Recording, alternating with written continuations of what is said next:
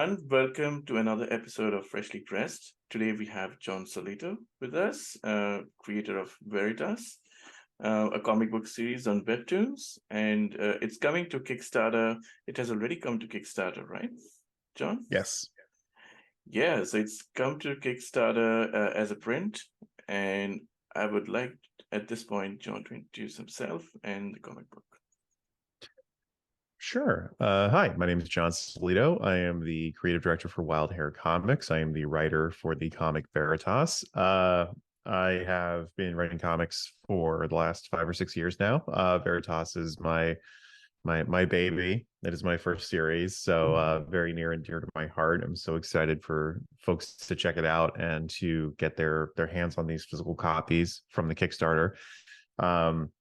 And if you are familiar with the series, hello, hi.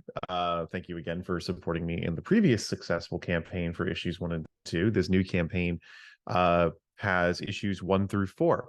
So if you're new to the series, you'll be able to get everything to catch up. If you've been a fan of the series for a while and you've got your previous copies, you can get new ones. But I'm so excited to bring this neo-noir procedural superhero story to folks. That's very much a cross between Law and Order and Invincible. That's a great introduction. I I do these a lot. Yeah, I actually did like some of those. Like, I can see how Law and Order comes into play in the comic book, and the whole procedural drama. At least, like until I read 2 issues, I couldn't. I didn't have enough time to read the other ones, but at least in the first 2 issues, I absolutely loved how grounded the series is in reality, and how like even it's very gritty actually to read. That is a very hard balance. It's something I try to stay away from. This is a term that I have coined, which is backwards hat maturity, which is like a little kid who thinks that maturity is like swearing and gore and sex and violence. And I try to stay like when you look at gritty and grounded series, they tend to have a lot of backwards hat maturity because people sometimes think that realistic comics have more violence or of multiple types of genres between physical and sexual or mental violence. And I think there's a way to do a gritty series that is more realistic by not making the powers so fantastic that they could destroy a city, but also at the same time making the heroes afraid of things or have personal struggles that are beyond just, yes, my one true weakness is this thing, or I have a supervillain nemesis. It is like you see in issues 1 and 2. Veritas has never been shot before. Exactly. And despite the fact that he is physically capable of being shot because his powers make him semi-invulnerable, he has never experienced the sensation before. And in normal culture, the concept of being shot at is very terrifying. So to him, this was a very traumatic experience because how would he ever have trained for that, short of, like his parents say, short of shooting themselves? How was Yes. he to encounter being shot? Yeah. And it's things like that with also with Shield Maiden. Her biggest concern is this the right position for her to be in as a mentor? Is she the right person to be responsible for training someone? Does she have the know-how to do it? And having a friend who is there, who is 100% supportive of her, who honestly is very dismissive of Veritas because she doesn't know him, and she cares more about her friend than she does this other guy who choked on his first night, who could have made things really bad for her friend, is also very real. That's like it to me. The concept of having like water cooler talk about being a superhero, or talking about your yesterday's work or last night's job with a friend, beyond just, oh man, it was really crazy, the Joker murdered 17 people and I had to solve a puzzle. It was like, nah, like it was rough. We had to stop a bunch of muggings, and my partner got shot and he's really freaked out by it and I don't know what to do. Yeah, yeah, absolutely. Yeah, exactly. And that's what I actually loved about the books as well, because the reality is, I mean, the how it grounds people in reality is more about how people have like real life conversations. The dialogue is actually quite realistic, and like that's how people would actually react in real life. So yeah, that makes it very powerful. I feel like. I appreciate that. The dialogue is something that I always try to work very hard on. Newer issues of the series, I'm currently working with an editor who is incredible, Krista Heriter, who has an incredibly great grasp of what is too much and what is just enough. And I can definitely see in my work now, looking back at some of the stuff with Veritas, I was like, yeah, people do talk like this. This is very realistic in that some Yeah, people are circuitous in how they talk or they repeat themselves. Is that good reading? I don't know, but it's really realistic. yeah. And, one of the things that it's a pet peeve of mine in writing is people saying each other's names when they're Mm, just talking to each other. yeah. Because in a normal conversation, you don't do You that don't because you know. know who the other person is and they know that you're talking to them. Why would they say their name? And I see it all the time in comics, and it's just little things like that that I have tried to eliminate or Yeah, take inspiration from writers like Gail Simone or Tom Taylor, who are incredible writers of dialogue who have really realistic or naturalistic dialogue. Um, I believe I've gotten better at it over time, but I really do feel like this a strength for the series, which I'm really happy that you enjoyed, is the dialogue is much more normal and you can relate to these people because they talk like you. They talk like a normal person. It's not, Batman brooding in a cave or yeah, um Captain America, who's a man outside of time struggling to understand individuals, or Iron Man, who's constantly snarky, or Deadpool, who's just making joke after joke. 'Cause some of these people are just normal, and they don't, yeah, some people aren't yeah, funny. Some people are just boring, and some people are really aggressive in their yes, conversations, and yeah. it shows. Yeah, exactly. And writing dialogue is such an exercise as well, because you have to strike the right balance between exposition and exposition, entertaining, and realistic. Like just Mhm. balancing those three things is actually quite hard. Yeah, the having a character exposit over several pages and monologue is a thing you can do if you're Mike Mignola and you're talking about eldritch horrors and Hellboy, Yeah, and it works because it works. Um, Otherwise, it kind of gets boring and grating and slows the pace down. And I think something that I've tried to do with the series is use the classroom scenes where Veritas is learning about superhero history or conceptual superheroing, using those moments as exposition to yeah, build the world out. Because in the course of normal conversation, you're not going to talk about history very much unless someone is incredibly ignorant about a specific thing to educate them. And the fact that he is going through classes in school gives me a great cheat to throw an exposition when I can without it being forced, yeah, and also gives the reader some shorthand of like, when you're in the classroom, you're going to learn something. And yeah, that's kind of neat exactly. in that way, to kind of give the reader that sort of indicator as well. They're like, okay, this is a tone shift. I Yeah. can relax, kind of a thing.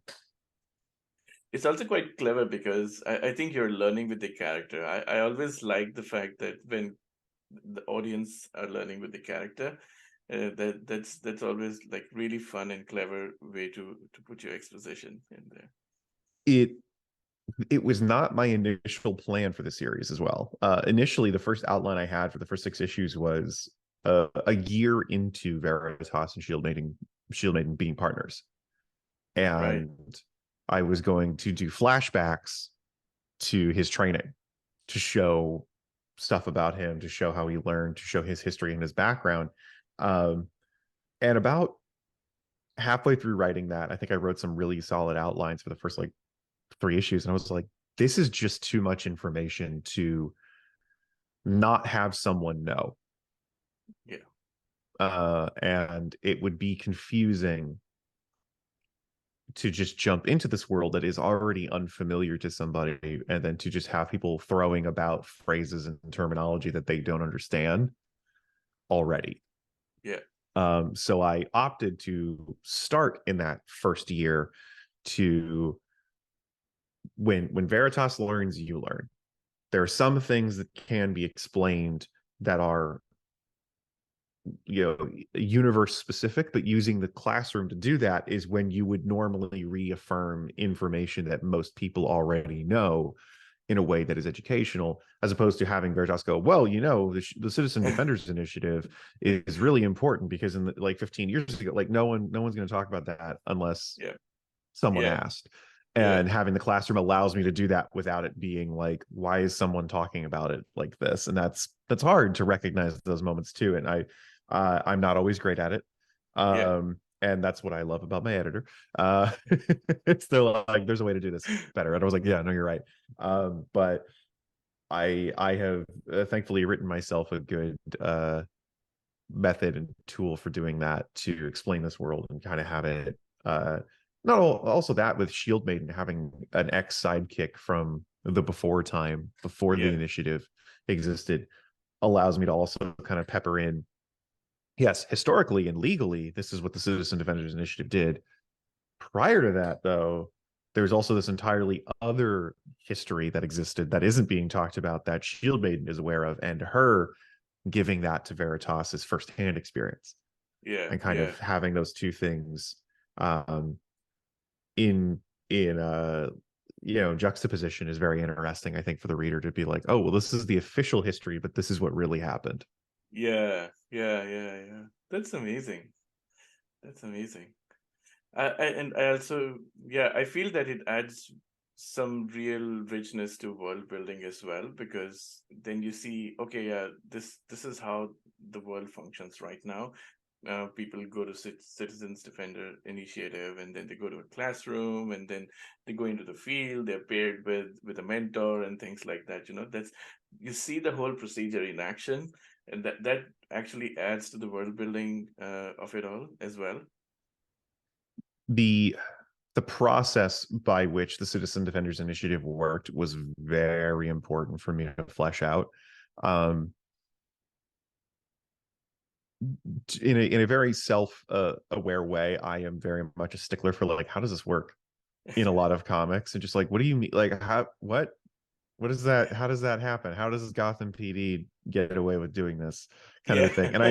I know it's boring. I absolutely know it's boring. I know I'm the guy who watches The Walking Dead and being like, those bodies would have decomposed by now, why are there still zombies? um and I'm so lame about that. And I fully acknowledge that that sometimes takes the mystery and fantasy out of a genre. So I did my best when I was really coming up with this comic with a friend of mine, Matthew, who kind of we both kind of came up with the idea together, and I very much credit him with helping inspire this. Um, when we were talking about it, like, okay, I think it was the Marvel Civil War, Mm. the first Civil War series about registration, and we were like, you can't legally do that. And we Yeah. kind of sat there for a second. We're like, I mean, yeah, it's a comic, but like legally, you shouldn't be able to do that. How would you do that?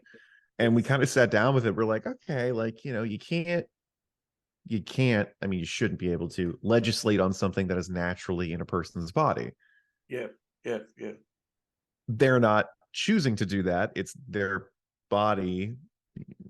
By, in theory, you know, a government shouldn't legally be able Yeah. to make laws against that. Yeah. So really what they should be able to make laws against is how you use that. Mm.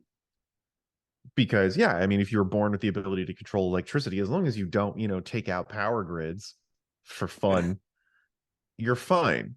You know, Yeah. yeah, if Yeah. you want to be you know, have a YouTube influencer page where you do fun, you know, static electricity stuff, by all means go do it. But yeah, if you're going to go out and you're going to, you know, use cars as, you know, remote explosives to stop, you know, bank robbers, there's probably some insurance liability there.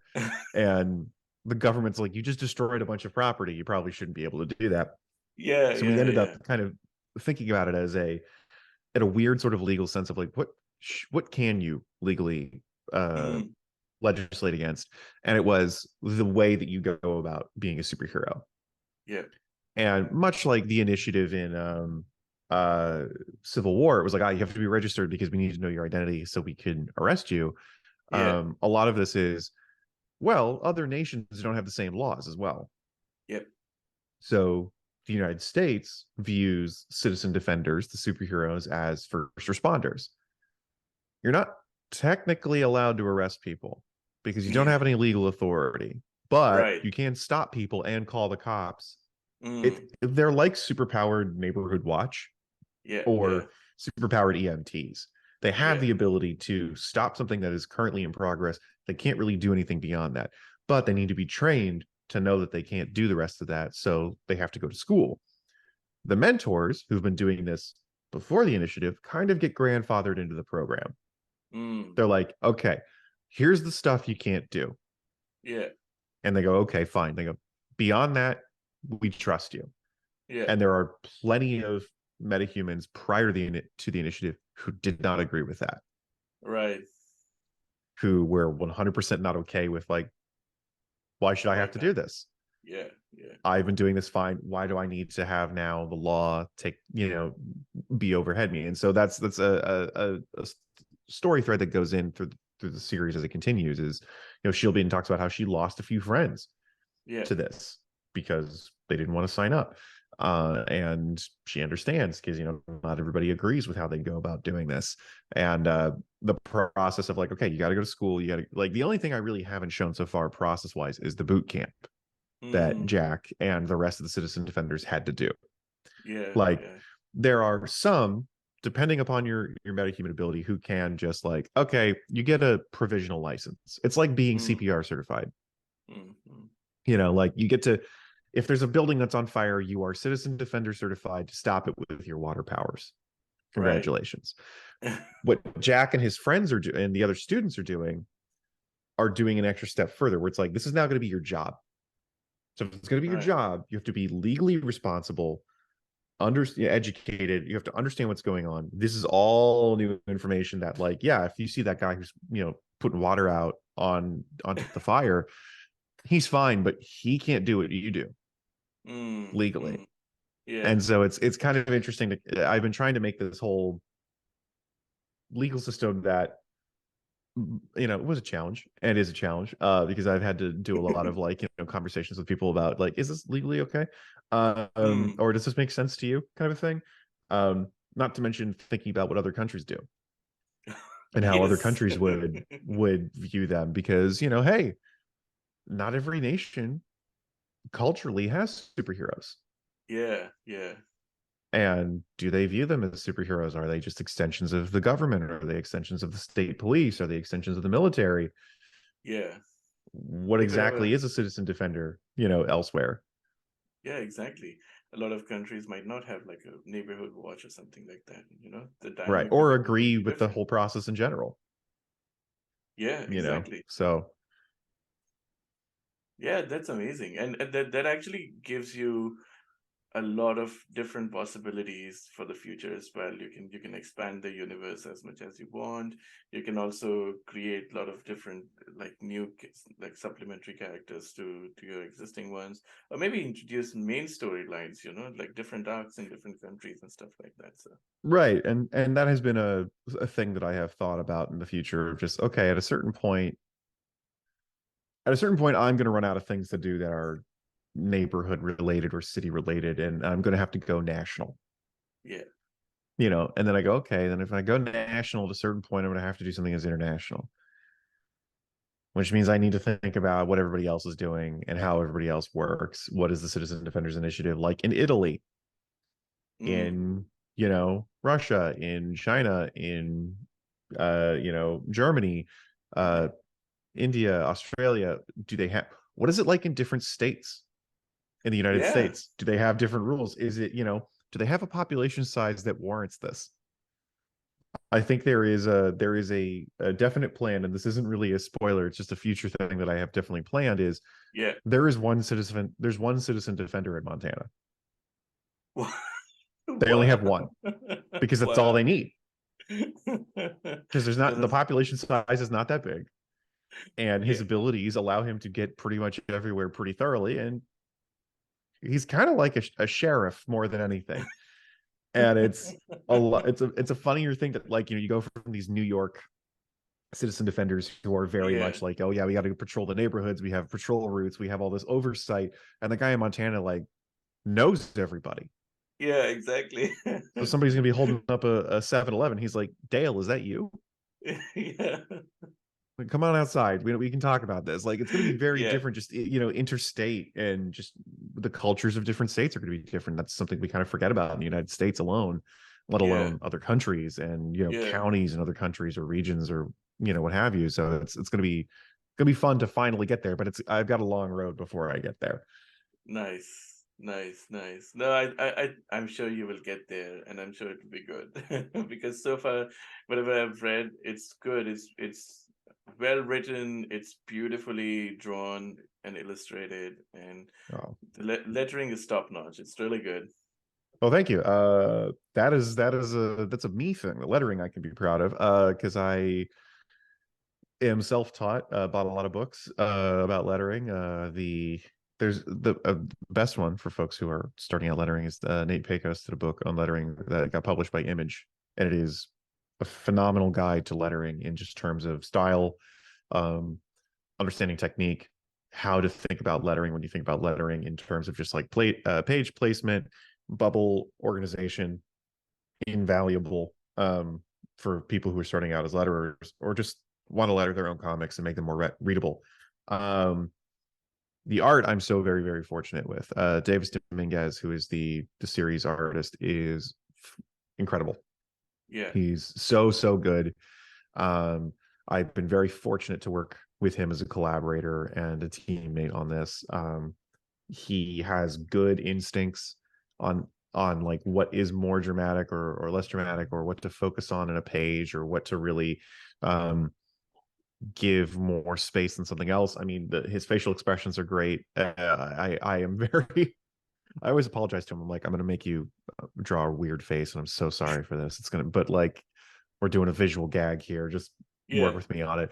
But also at times I take notes from him in just terms of, I think it was in issue 10 when I was writing through it and he was working on issue 10. He's there was a point at which I think it was pages 8 and 9. He goes, so these are split up between 2 pages. Can I do a double page spread here? Yeah. And I genuinely had a moment where I was like, I forgot I could do that. I forgot I could write double page spreads. I completely blew my mind. I was like, Yeah. absolutely do it. 100% you can do a double page spread. He's like, great. And Yeah. it looks awesome. It's Yeah. amazing. And I was so happy with it. I was just like, God, I forgot I could do that. And I told my editor, and they were like, what is wrong with you? Of course you could do that. You could do pinup like pages if you wanted, and just do whatever you Yeah. want. It's a comic. Yeah. And it's really good having someone who is artistically clever to add their feedback or their ideas or just their instincts to this that I don't have, just because I Yeah. haven't built those up. And that's not what I focus on. And I'm just like, oh, thank God he's smart enough to know how to do that. Yeah. The colors are great. I'm very lucky to have worked with Valerie St. Chalet and Nylasha Davis on this. They're a great team. Nylasha does the flats, Valerie does the rendering. So for folks who don't know, flats are the base colors for everything on the page that will then kind of get filled in or modified a little bit or shaded out or rendered into a more noticeable or recognizable color palette. And it's awesome to have that. It's kind of the relationship between like a penciler and an inker. Mm.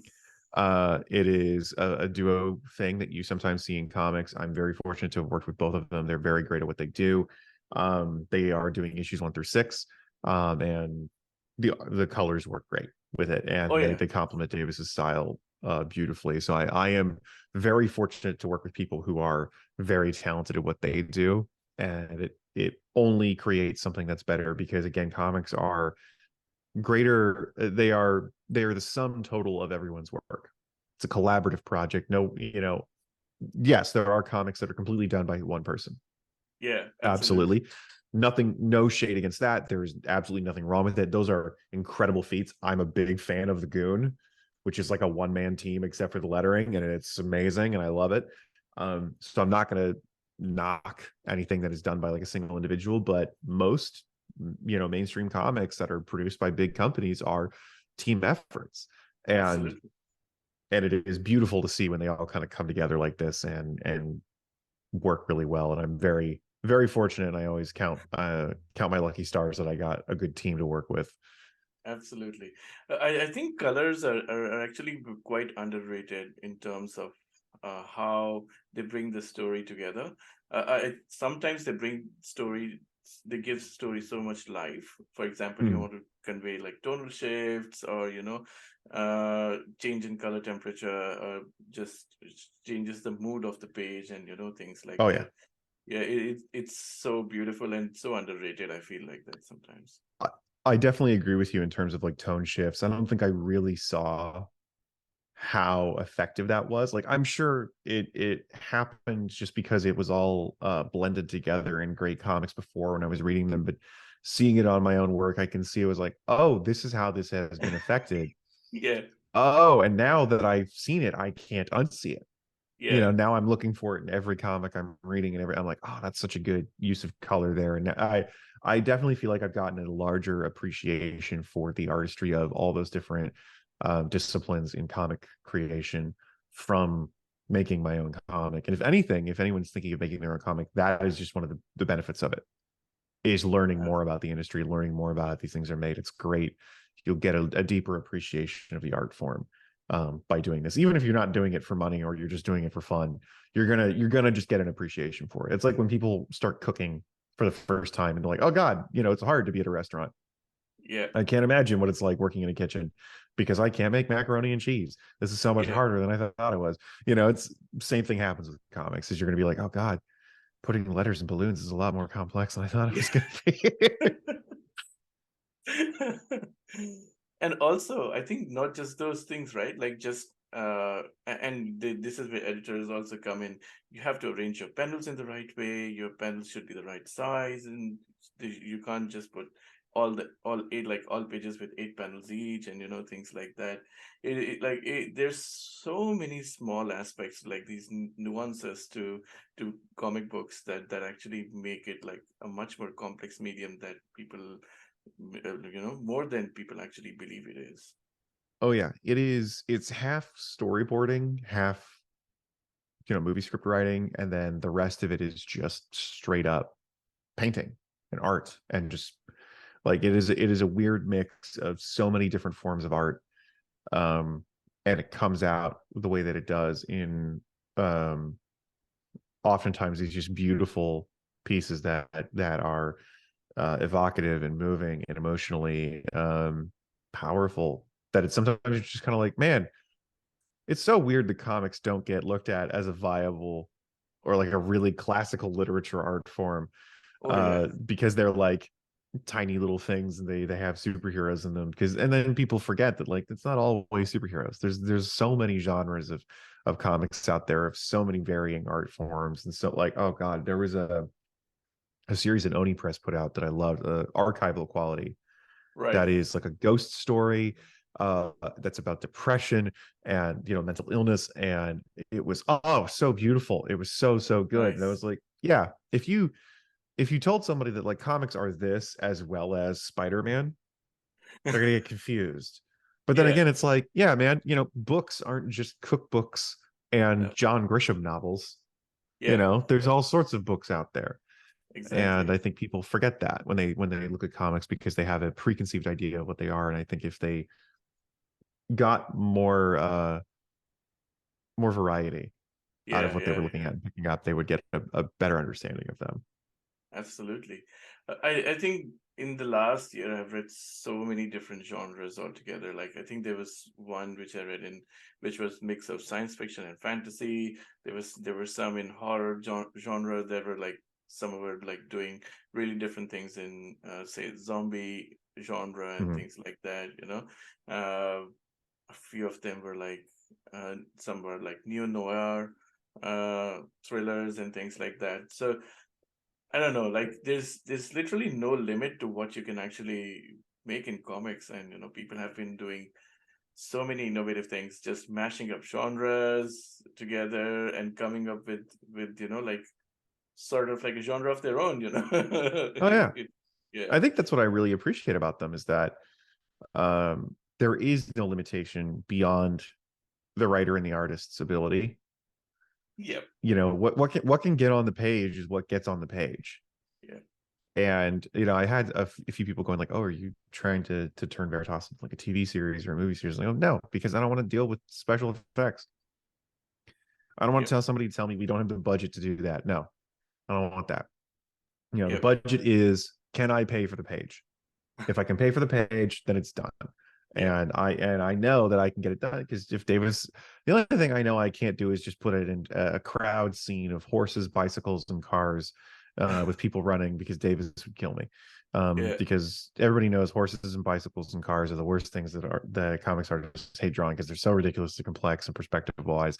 And I was like, I will never do that unless it's absolutely necessary. And if I tell them, I'll be like, yeah, I'm telling you right now, I'm so yeah, sorry. I will pay you extra for these pages. Please, we need a bunch of bicycles and horses.